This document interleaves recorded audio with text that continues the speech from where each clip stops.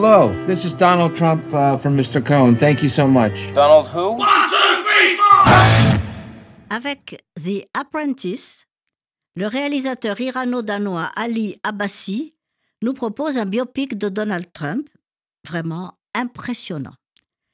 Dans les années 70-80, ce fils d'un magnat de l'immobilier américain né en 1946 est un beau et pur jeune homme sympathique qui voudrait seulement échapper à l'autorité de son père. Pour cela, il engage les services d'un avocat célèbre, Roy Cohn, véritable âme damnée du sénateur Joseph McCarthy, tristement célèbre pour avoir lancé la chasse aux sorcières et pour, entre autres, avoir envoyé sur la chaise électrique les époux Rosenberg. Homophobe virulent, Roy Cohn est en fait homosexuel et il va mourir en 86 du sida. Le jeune Donald le rencontre au début des années 70 dans un club privé dont il vient de devenir le plus jeune membre. L'avocat, qui a deviné en lui quelqu'un de sa trempe, lui enseigne cyniquement les lois de la réussite et en fait son fils spirituel. Schéma qui rappelle de façon frappante celui du roman d'éducation balsacien, modèle revendiqué par le titre The Apprentice. Le novice aux dents longues, lui, cherche un mentor à la hauteur de ses ambitions.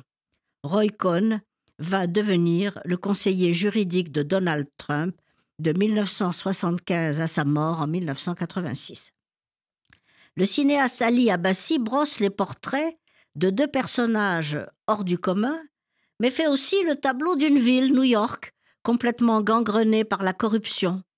La construction de la fameuse Trump Tower, grâce au vote arraché de haute lutte de l'exemption de l'impôt foncier, est à ce titre particulièrement intéressante. Également avocat redoutable de la mafia, Roy Cohn conduit l'apprenti Donald Trump jusqu'à des sommets, tout en le mettant en garde contre son accumulation de dettes colossales.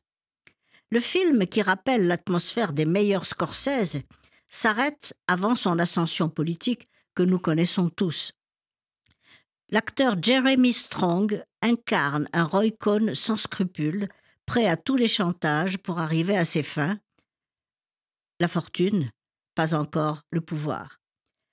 Sebastian Stan s'empare du personnage haut en couleur qu'est Trump avec une virtuosité admirable. Aucun tic, aucun geste ne lui échappe. Le film n'est ni un portrait à charge, ni un panégyrique, mais l'analyse de la résistible ascension d'un garçon de la haute qui se veut seul à la tête d'un grand empire financier. Un véritable tour de force de mise en scène et d'interprétation. Allez le voir ce film, vous allez comprendre beaucoup de choses.